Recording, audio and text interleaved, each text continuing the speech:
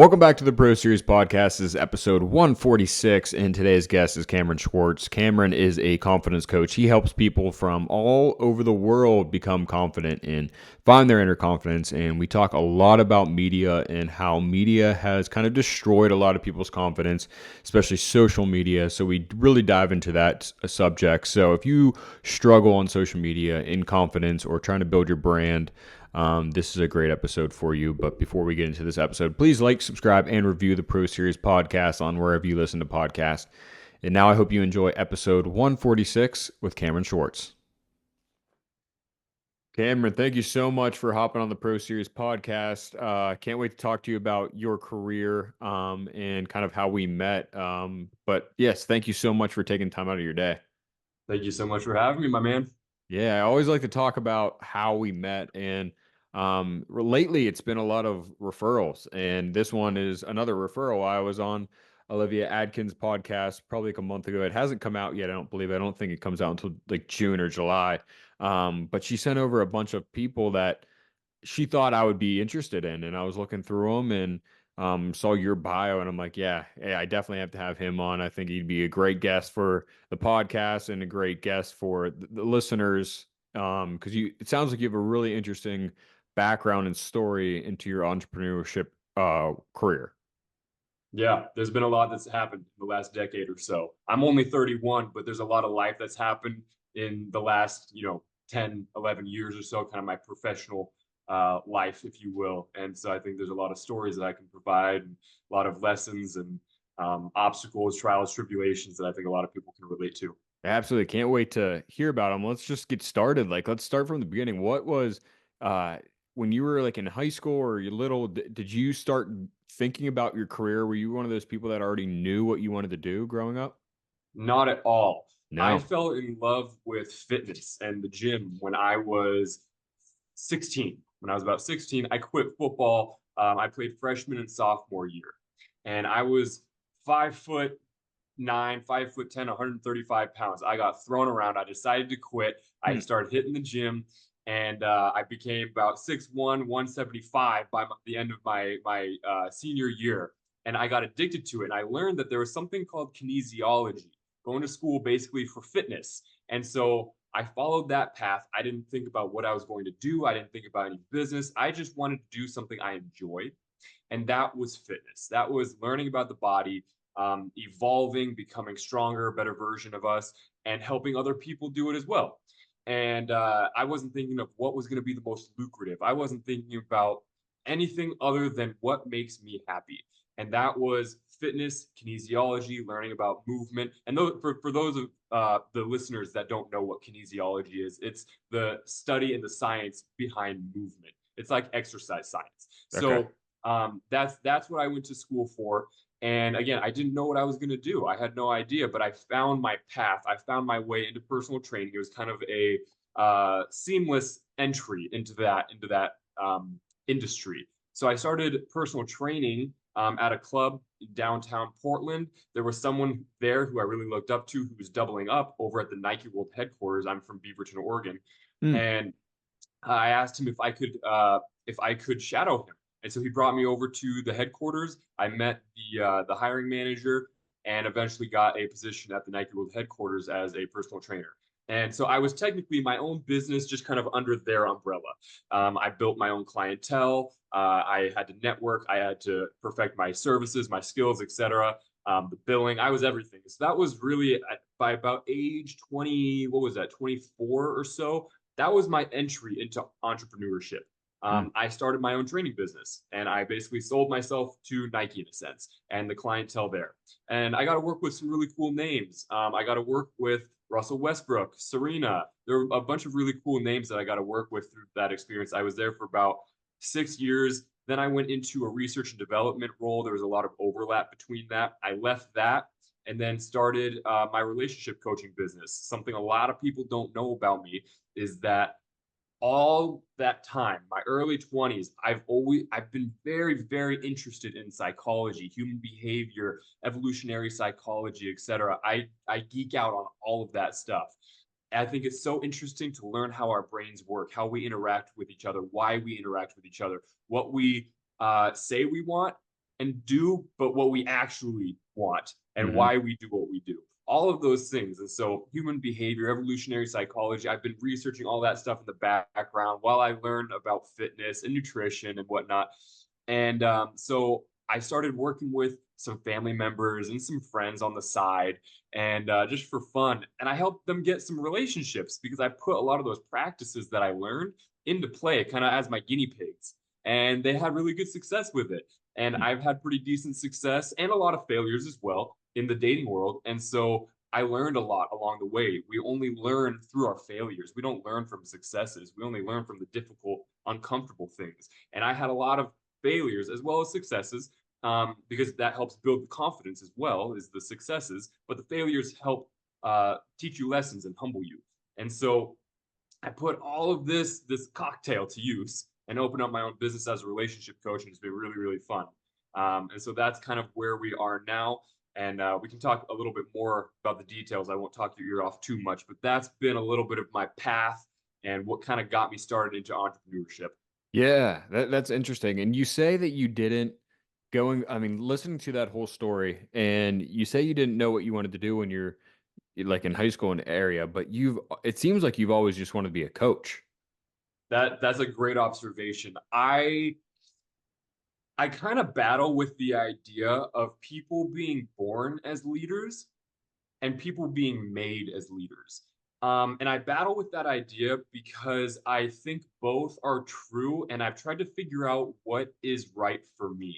I'm relatively introspective, at least I'd like to think so. And so I've tried to think about, am I a natural born leader? But that sounds very egotistical. But then Hmm. I think there's also an environmental aspect. You have to be in the right positions to level yourself up to become a good leader, I think. But I think only good leaders can become good leaders if they have that little spark when they're that they're born with. That's at least my opinion. Hmm. And coaches are leaders. Coaches lead and coach and mentor, and that's exactly what they are. It's just a different version, a different name for leadership.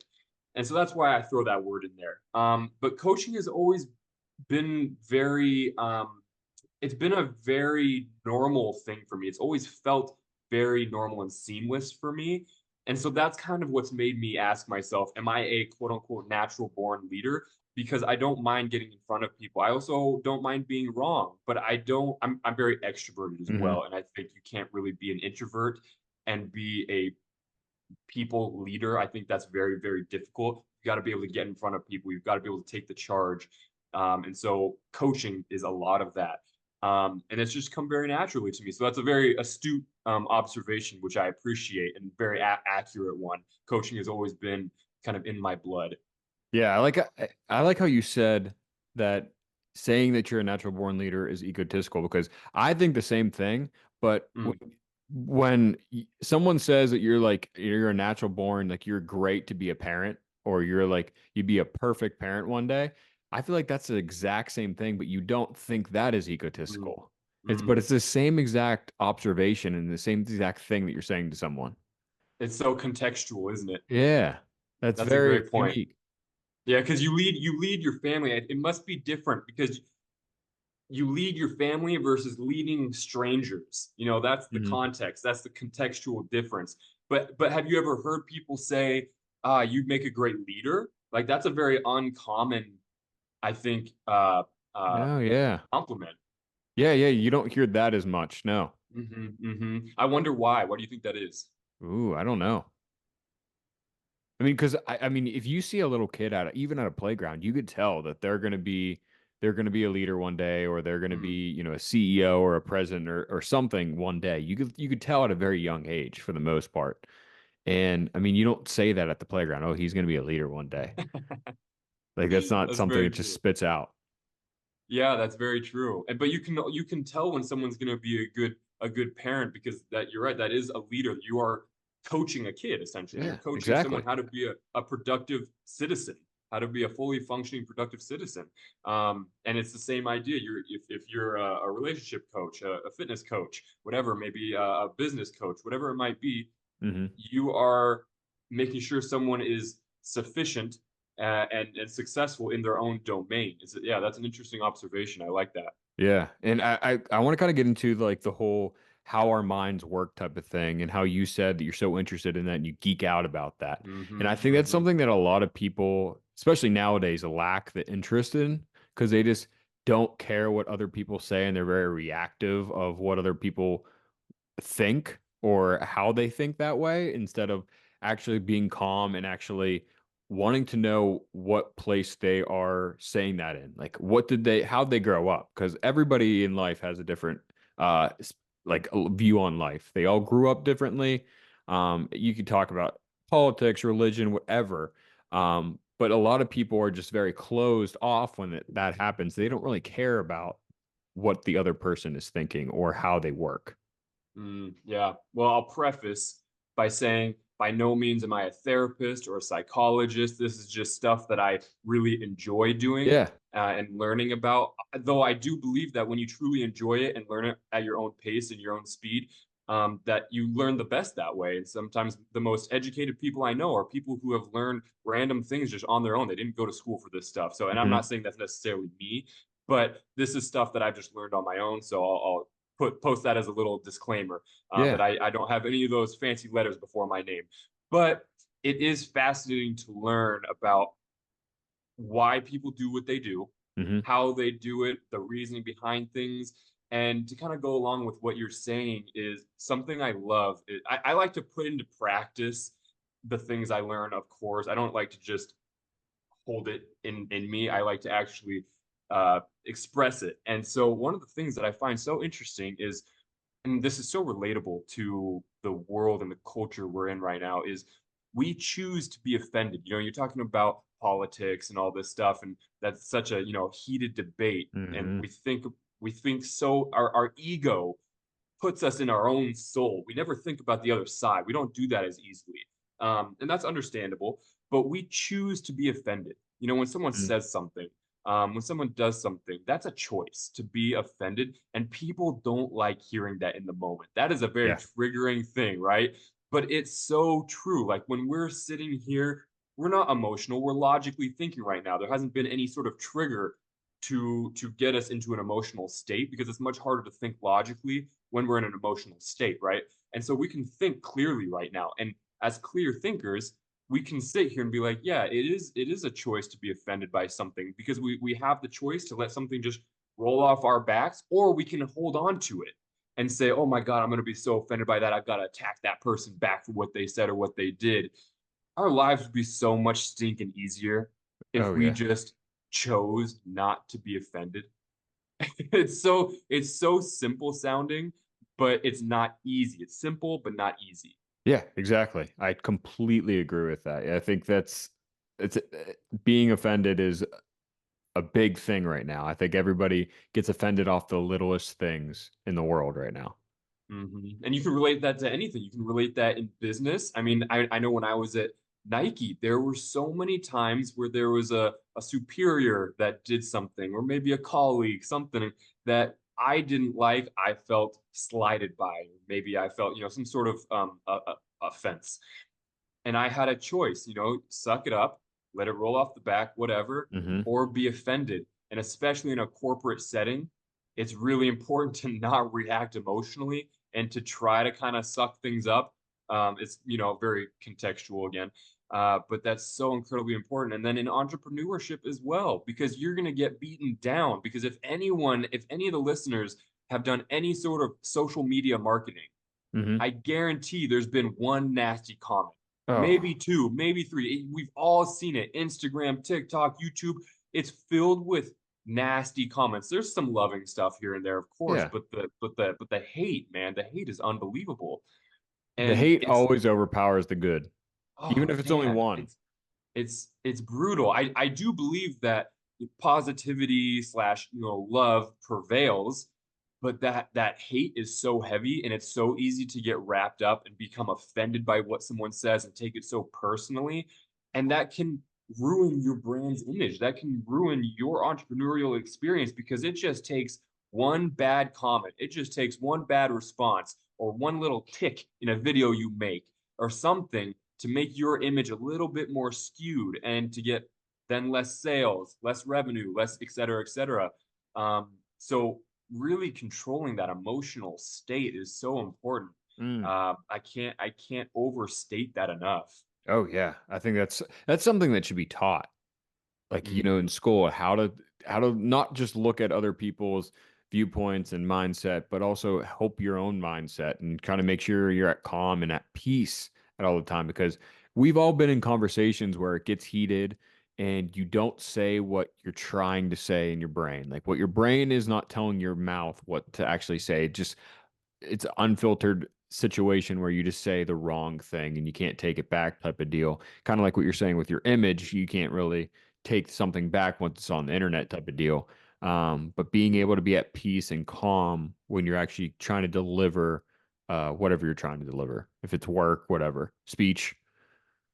And I would love for that to be some sort of course. I would love for there to be a way to teach that in school or something. But I think that's the sort of mentality that you can really only learn through experience. Because I don't think it's necessarily even considered. I don't know, I have to think about this a little bit more. I don't think it's necessarily knowledge. I think that's the next level. I think that's wisdom. And Mm, wisdom, I think wisdom things are only things you can be taught through experience. So if there's maybe a class on like just getting shit on in life, yeah. like tough times, build that sort of character, build that wisdom, teach you that wisdom. Um, I think that's one of the only ways to really learn those deep Mm, life values is through that experience, being thrown into the fire.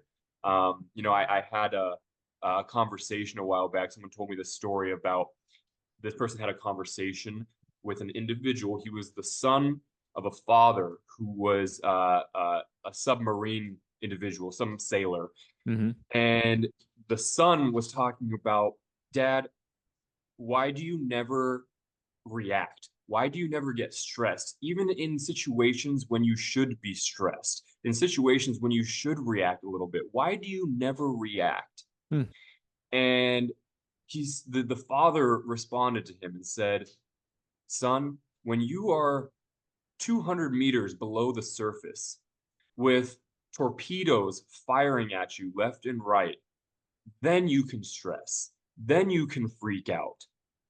But until then, nothing else really matters. And it's such a great perspective story, right? yeah. It's if we haven't been through the fire, if we haven't been through the things that life throws at us, we're not going to be able to handle a whole lot.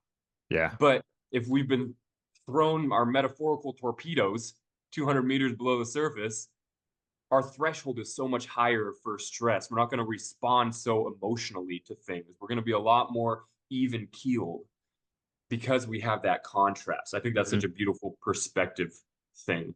Oh yeah, it's a great way to put your whole life in perspective. I always think, you get stuck in that bubble and then you get told one of those stories like that kind of changes your whole perspective, but it only changes your perspective for a little time being and then you kind of forget about it, which is the sad Mhm. part.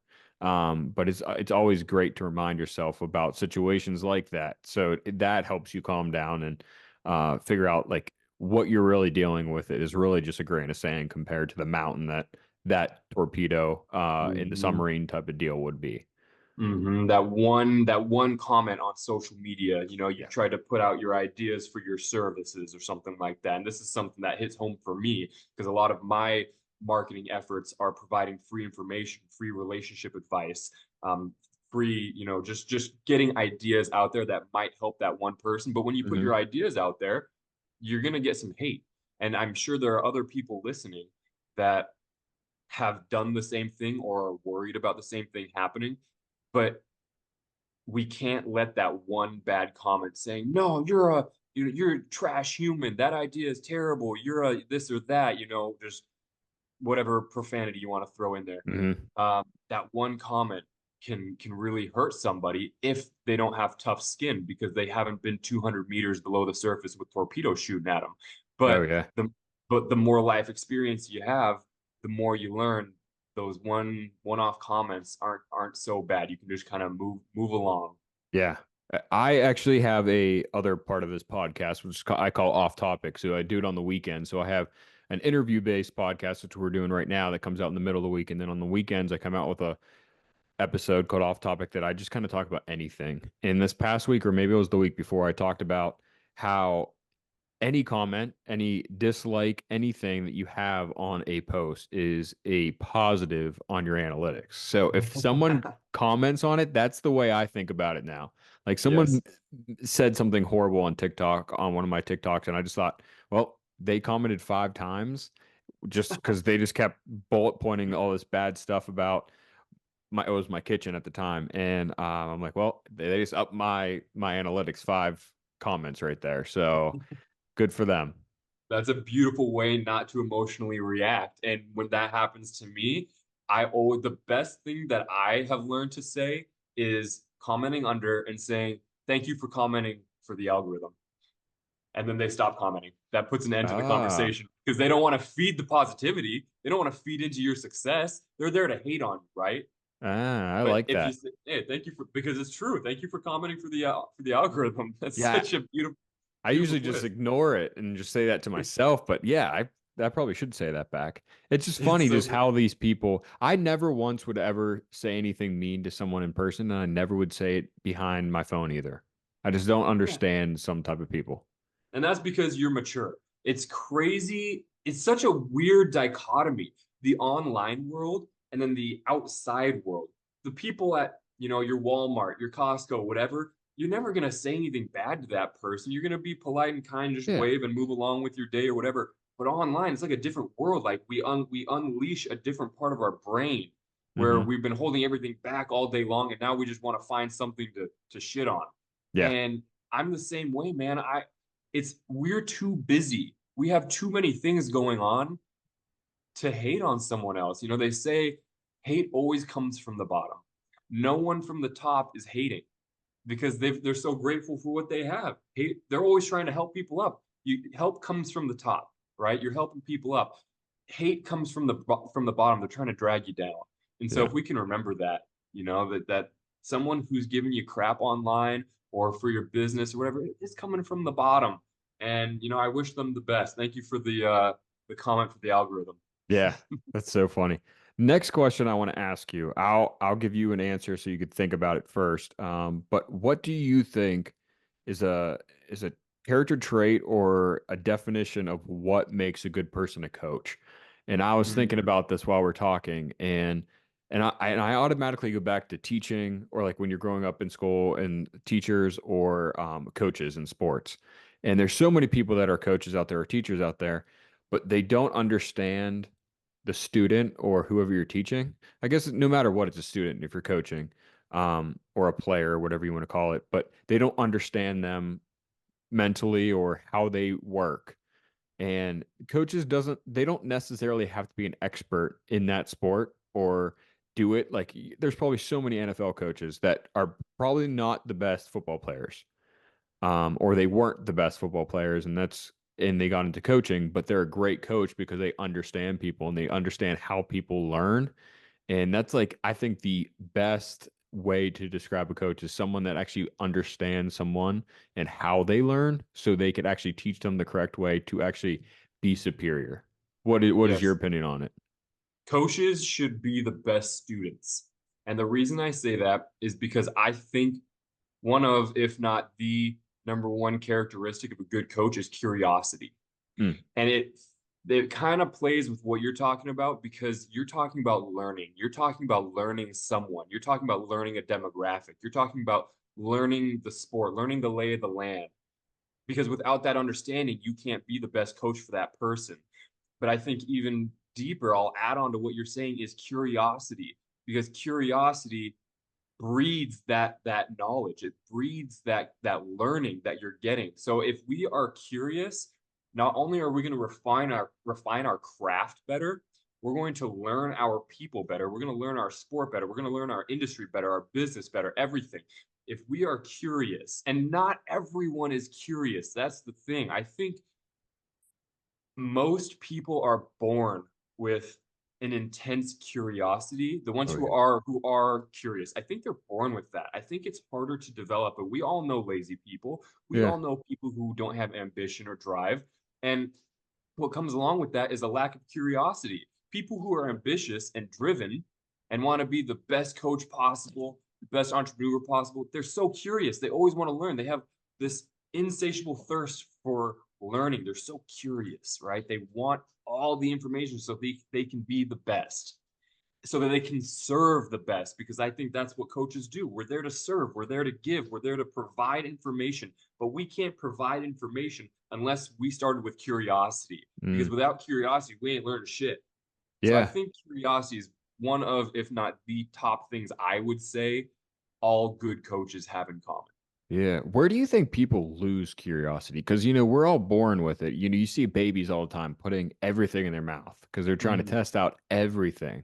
And you always say kids are like sponges. And then at a certain age, you can still see that some people are curious. They're always asking questions, these little kids. And Mm-hmm. there's some that just don't. They just stop. Like, I don't know if it's like, it's something maybe like a childhood therapist needs to be on to talk about, but it's crazy that we're born that curious and then it just drops.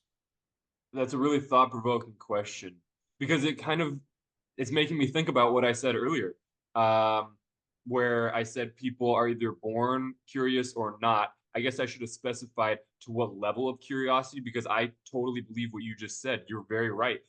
All babies, all kids are curious. To what level, maybe is a better question. Yeah. But yeah, you're totally right. And it might have something to do with environment. It might just get beaten out of us at some point by life, Ah, it might just be, we go to school, we get put into the system, we get our 9 to 5, whatever, and we're just so tired by the end of the day that we don't want to learn anything new. We don't yeah. want to start a side business. We don't want to learn how to do a new skill. We don't have curiosity for other things. We just want to eat Cheetos, play video games, and watch porn. Hmm. That's like, we don't have curiosity. We're just kind of sedated in our living room. And, it's one thing for someone to just kind of have a phase of their life. We're all humans. We go through shit, low times, high times. But there are some people who just don't ever find it or re-find it. And it's a sad thing. But my uneducated guess would be that it's environment, is an Yeah. environmental thing that just kind of it beats the curiosity out of you, because you're just so tired, you're sleepless, you're worried about finances, your mind is on other things in life, and relationships, whatever your stressors are at the moment, maybe familial issues, Hmm. and you just don't have the bandwidth to be curious. You just don't have the energy. You got 3 kids running around at home. Even one kid is enough to really load your plate up. Then you got to worry about your workout. You got to worry about your relationship. You got to worry about your home, your finances, your job. We only have so much bandwidth, right? And where are you going to put curiosity? Where are you going to put learning new skills in there? It's really difficult. Hmm. So I think, the earlier someone can start that, the better, because you got more time when you're earlier. And it found me. I never, I always start my story with fitness, because it was the inception of my curiosity. I wanted to learn how to get more fit. I wanted to learn nutrition then. It sent me down this whole rabbit hole. And then I started to observe, oh, people kind of treat me differently, and they comment on my arms or whatever, when I'm 20 years old. That shit doesn't matter now. It's about the discipline and the patience and the perseverance, the more internal things that I think fitness teaches us as we get older. But at the beginning, like, oh, people are kind of like looking at me. Why do girls give me this attention? And then you start to learn a little bit more, and you get curious about those things. And so, paired with maybe those observations and the curiosity and introspection, is kind of a beautiful little cocktail. Hmm. Um, and then, if people haven't developed that by the time they're kind of in the working age, 23, 24, 25, whatever it is, life picks up really, really fast. You got kids, you got your relationships. Life gets really tough really quickly, and they don't have the bandwidth to have that curiosity that they need to maybe be a great coach, to maybe be a great father or mother or something like that. There are a lot of, unfortunately, terrible parents out there because they haven't learned how to be a good coach, like you're saying. So, Yeah.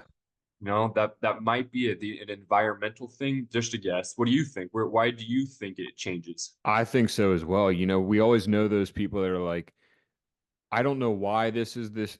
like even in the workplace, you're like, I don't know why we have to do it this way. I don't ask questions. I just do it. We always know people that do that, and you're wondering like, well, if you think it could be done better, why aren't you asking why it can't be done better? Why aren't you asking questions on why are they having you do it that way? So it has to stem from some type of maybe when they're little saying, stop asking questions, or there's too many questions, or all that type of stuff. It has to be knocked out of them. And somehow there's some belief in their system. And we Mm, all have those all kinds of different beliefs in our lives that cause us, money beliefs, food beliefs, relationship beliefs, all that type of stuff is all stem from when you're a child. And it's not necessarily always have to do with like if you have a bad parent or something. It's just something, it's generational beliefs that maybe they were taught the same exact way. So they're just mhm, distilling that into you, and they don't know it's a bad thing, and they don't know what it's actually affecting in your life type of deal. mhm. So I think it all comes down to like, yeah, we're growing up and what's distilled in you. I was listening to a Neil deGrasse Tyson bit a few months ago, and one of the greatest minds of our time, in my opinion, and he was talking about the beauty behind experimentation at a young age. And experimentation, I think, comes from curiosity. Mm, You're curious about something, you want to experiment, see what happens. And he was combining it with being a good parent, and he was painting a picture. He said, you see a mother and a child, maybe a 3-year-old kid walking in the rain down the sidewalk, and the kid sees a puddle, and the kid wants to jump into that puddle and wants to make a big splash and a big muddy mess or whatever. And the mom says, no, no, no, you can't do that. She doesn't want the mess, right?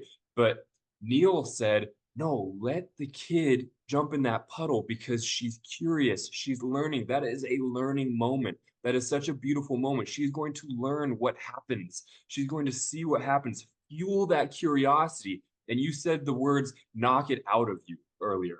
And yeah. that mom is, she doesn't know that she's doing that in this narrative that Neil was talking about. She doesn't know she's knocking out the curiosity out of that kid, but that's exactly what she's doing, Mm, is pulling the arm away and saying, no, no, no, don't experiment. Don't be curious about that. It's going to make a mess. I know this already. The kid doesn't know that. The kid needs to hmm. learn that on their own. And I thought that was such a beautiful description and a beautiful narrative and such a real world example of practicing that curiosity in a parental kind of context.